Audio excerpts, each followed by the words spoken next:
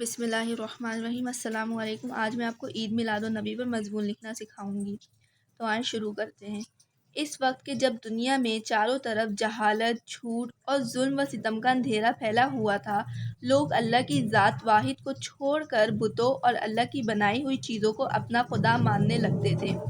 چنانچہ ایسی حالت میں جب انسان خود اپنے ہاتھوں برباد ہو رہے تھے تو اللہ کو انسان پر رحم آیا، تو اس نے جس روشنی سے دنیا کو منور کر دیا وہ ہمارے نبی، اللہ کے حبیب، آخری رسول حضرت محمد مصطفیٰ کی ولادت تھی۔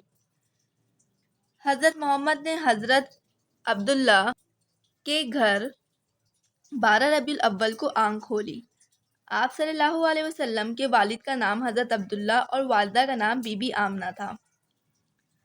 آپ صلی اللہ علیہ وسلم کی پیدائش سے چند ماہ پہلے ہی سفر شام سے واپسی میں آپ صلی اللہ علیہ وسلم کے والد کا انتقال ہو چکا تھا۔ انسان اور انسانیت پر اللہ کا یہ بڑا احسان تھا کہ اس نے اپنے پیارے محبوب کو نبی آخری بنا کر دنیا میں بھیجا۔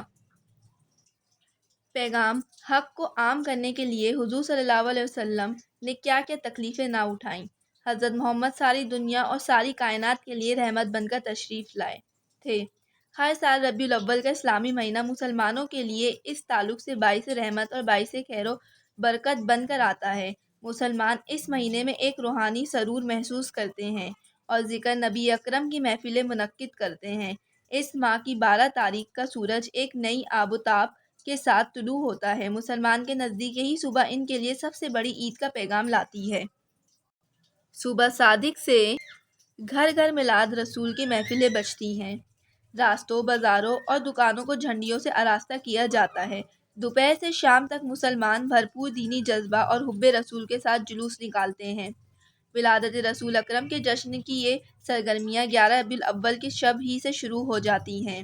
بازاروں، گلیوں، کوچوں میں چراغاں کیا جاتا ہے۔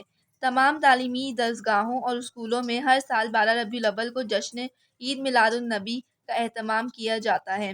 اسکولوں میں نعت خوانی کی جاتی ہیں۔ اس دن حب رسول کے ساتھ جلوس نکالے جاتے ہیں۔ ان جلسوں اور جلوس میں علماء سیرت رسول بیان کرتے ہیں، شربت کی سبیلیں لگاتے ہیں اور شیرنی تقسیم کرتے ہیں۔ جزاک اللہ۔